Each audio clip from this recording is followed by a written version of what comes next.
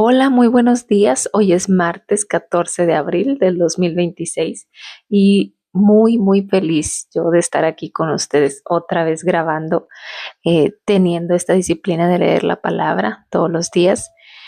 Pero quiero primeramente pedirles una disculpa porque el día de ayer no, no grabé, no hice el video, sí leí la Biblia. Yo todos los días leo la Biblia muy temprano, pero por situaciones fui a hacer unos estudios, etcétera, y trabajo y ya no pude grabar, pero de verdad espero que ustedes sí hayan leído el capítulo 16 del libro de Éxodo, que fue el que tocaba el día de ayer. Hoy vamos a leer el capítulo 17. Es un capítulo cortito, relativamente, pero de mucha enseñanza. Entonces vamos a empezar. Dice, es el capítulo 17 del libro de Éxodo. Yo estoy leyendo la versión Nueva Traducción Viviente, pero tú puedes leer la Biblia que tú tengas ahí en tu casa a la mano o la puedes buscar en internet, solo no te distraigas. Dice su palabra: por orden del Señor, toda la comunidad de Israel partió del desierto de Sin y anduvo de un lugar a otro. Finalmente acamparon en Refidim, pero allí no había agua para que el pueblo bebiera. Así que el pueblo volvió a quejarse contra Moisés. Danos agua para beber, reclamaron. Cállense, respondió Moisés. ¿Por qué se quejan contra mí? ¿Por qué ponen a prueba al Señor? Pero ellos, atormentados por la sed, siguieron discutiendo con Moisés. ¿Por qué nos sacaste de Egipto? ¿Quieres matarnos de sed? ¿A nosotros, a nuestros hijos y a nuestros animales? Entonces Moisés clamó al Señor. ¿Qué hago con este pueblo? Está a punto de apedrearme. El Señor le dijo a Moisés: pasa por delante del pueblo, toma tu vara, la que usaste para golpear las aguas del Nilo, y llama a algunos ancianos de Israel para que te acompañen. Yo me, pre- yo me pararé frente a ti sobre la roca del monte Sinaí. Golpea la roca y saldrá agua a chorros. Entonces el pueblo podrá beber. Así que Moisés golpeó la roca como se le indicó, y el agua brotó a chorros a la vista de los ancianos. Entonces Moisés llamó a aquel lugar Masá, que significa prueba, y Meribá, que significa discusión, porque el pueblo de Israel discutió con Moisés y puso a prueba al Señor, diciendo: ¿está o no el Señor aquí con nosotros? Mientras el pueblo de Israel aún se encontraba en Refidim, los guerreros de Amalek lo atacaron. Así que Moisés le ordenó a Josué: escoge a algunos hombres para salir a pelear contra el ejército de Amalek. Mañana yo estaré en la cima de la colina sosteniendo la vara de Dios en mi mano. Josué hizo lo que Moisés le ordenó y peleó contra el ejército de Amalek. Entretanto, Moisés, Aarón y Hur subieron a la cima de la colina cercana. Mientras Moisés sostenía en alto la vara en su mano, los israelitas vencían, pero cuando él bajaba la mano, dominaban los amalecitas. Pronto se le cansaron tanto los brazos que ya no podía sostenerlos en alto. Así que Aarón y Hur le pusieron una piedra a Moisés para que se sentara. Luego se pararon cada uno al lado de Moisés y le sostuvieron las manos en alto. Así sus manos se mantuvieron firmes hasta la puesta del sol. Como resultado, Josué aplastó al ejército de Amalek en la batalla. Después de la victoria, el Señor dio a Moisés las siguientes instrucciones: escribe esto en un rollo para que sea un recuerdo perpetuo y léelo en voz alta a Josué. Yo borraré por completo la memoria de Amalek debajo del cielo. Entonces Moisés edificó un altar en ese lugar y lo llamó Yahvé Nissi, que significa el Señor es mi estandarte. Dijo: por cuanto han levantado su puño contra el trono del Señor, ahora el Señor estará en guerra con Amalek de generación en generación. Amén. Bueno, es un capítulo con mucha enseñanza, con mucha...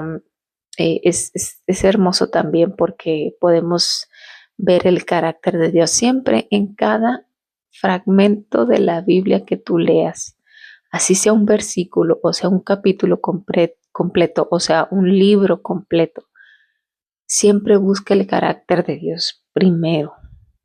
El carácter de Dios. Yo veo que Dios es fiel, Dios es soberano y en su infinita misericordia, porque a pesar de que los israelitas le estaban reclamando y reclamando a Moisés, que porque los sacaba de Egipto, que porque no tenía nada que comer, no tenía nada que beber, etcétera, etcétera, todos los reclamos. El Señor es misericordioso y a pesar de eso, el Señor nos ama y nos da y nos provee conforme a su voluntad. Entonces eso es lo que yo primero puedo ver. El carácter de Dios a mí en este capítulo me habla de cómo el Señor tiene el control de todo, de cómo el Señor me provee de todo lo que yo necesito. En el capítulo de ayer, si lo leyeron, veíamos que nos da exactamente lo que necesitamos. Ni un gramo más, ni un gramo menos. Nos da lo necesario. Y aquí también, o sea, aquí hay que ver realmente cómo el Señor está obrando, porque a pesar de que los israelitas, pues dicen, ¿verdad? Siempre están como en esa actitud de queja, no, yo todavía no puedo entender cómo, y aún así, al día de hoy, podemos ver cómo, a pesar de ver que el Señor ha obrado en nuestra vida, nos seguimos quejando y nos seguimos quejando y nos seguimos eh, amargando y preguntándonos si el Señor está con nosotros, si en verdad existe Dios, si hay un Dios en este mundo. La respuesta es sí. Dios está con nosotros, Dios está siempre, siempre con nosotros, Dios existe, Dios es soberano, pero no nos va a dar conforme a lo que queremos. El Señor no nos va a dar conforme a lo que nosotros queremos, el Señor nos va a dar conforme a su voluntad. Eso es algo que tenemos que tener bien claro. Porque luego nos quejamos y decimos, no, es que Dios esto no existe o no me quiere o no me ama, no quiere lo mejor para mí, porque entonces, ¿por qué estoy pasando por esto? A ver, no se trata de ti, no eres tú el centro. Y algo que he aprendido en estas semanas leyendo Éxodo y pues pasando estos días muy significativos para nosotros, me doy cuenta que no es o sea, el Señor me va a proveer, el Señor me va a dar, pero no es como yo quiera. O sea, si yo le digo, dame un carro rojo de último modelo, muy bonito, lleno de gasolina, que nunca le falle nada. O sea, el Señor me va a dar un carro. A lo mejor no de reciente modelo, pero sí un modelo funcional. A lo mejor me va a dar no un carro rojo, pero me va a dar un carro azul, bonito, en buenas condiciones. Pues siempre le tengo que estar poniendo gasolina, pero él me va a proveer para que yo le ponga gasolina. O sea, todo él me lo va a dar porque él sabe que eso es lo que yo necesito. Eso es lo que yo necesito en mi vida. Y recordemos, porque esto ya lo sabemos, recordemos que todo es para glorificar su nombre.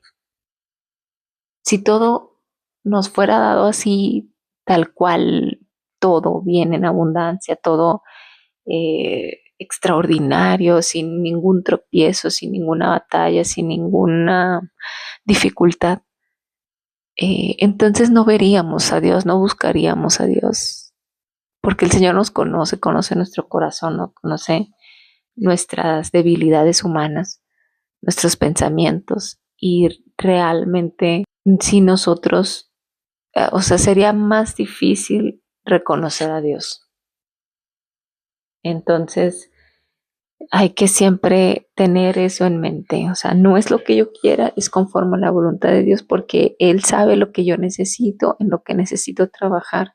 Y todo eso es para que yo le reconozca, lo ame, lo alabe, lo adore, y sepa que todo proviene de Él. Bueno, entonces el pueblo quejándose, el pueblo otra vez discutiendo con Moisés, el Señor está aquí o no, o qué. Entonces hace un milagro hermoso que es golpear la roca y que salga agua para que pues los israelitas en su sed pudieran saciarla.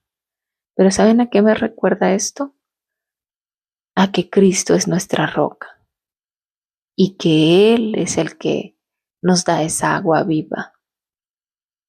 Está escrito en su palabra. Él es el agua viva. Él es el agua que yo necesito, con la que nunca voy a volver a tener sed. Y en medio de la prueba, cuando esté demasiado sediento, debo de recordar de dónde yo vengo, a dónde pertenezco, que yo soy de Cristo y Él me va a dar esa agua viva en los momentos de dificultad. Es hermoso como esta referencia nos habla de Cristo, que siempre busquemos esa agua viva que Cristo está con nosotros siempre, nos murió por nuestros pecados, podemos tener ese perdón, podemos tener la vida eterna. Buscarle a Él primero y después lo demás se irá saciando, lo demás será añadido. Bueno, y ya después cuando pasa esto pues, de que sale el agua de la roca a chorros y entonces, pues que el pueblo realmente puso a prueba a Dios, ¿verdad? Pasa esta situación de la guerra, la situación de la guerra con los guerreros de Amalek. Entonces, pues bueno, Moisés le dice a Josué que vaya y pelee con ellos, que elija a ciertos guerreros y que vaya. Recordemos que no eran guerreros los del pueblo de Israel, ¿verdad? Ellos no eran guerreros, ellos eran esclavos. Acaban de salir de su esclavitud de 400 años y se enfrentan con estas cosas. Su primera guerra, la primera guerra del pueblo de Israel. O sea, así empezó, ¿verdad? El pueblo de Israel en guerra desde aquellos tiempos. Pero bueno, entonces ya Josué hace como Moisés le dice y me llama mucho la atención como Moisés estaba clamando al Señor con sus brazos hacia el cielo y Aarón y Ur le ayudaron a sostener sus brazos para que pudiera, porque cada vez que los bajaba, pues entonces iban ganando los amalecitas, pero cuando él seguía sosteniendo sus brazos arriba, iban ganando los israelitas. Entonces, para que no bajaran los brazos, Aarón y Ur fueron también un apoyo, trabajaron en equipo para que pudieran, pues, el nombre de Dios ser glorificado, porque Moisés estaba clamando al Señor para que les diera victoria en esa batalla. Y entonces, pues ya como resultado, pues sí tuvieron esa victoria. Josué pudo vencer al ejército de Amalek y entonces dice que Moisés edificó un altar en ese lugar que se llama Yahvé Nisin, que es el Señor es mi estandarte.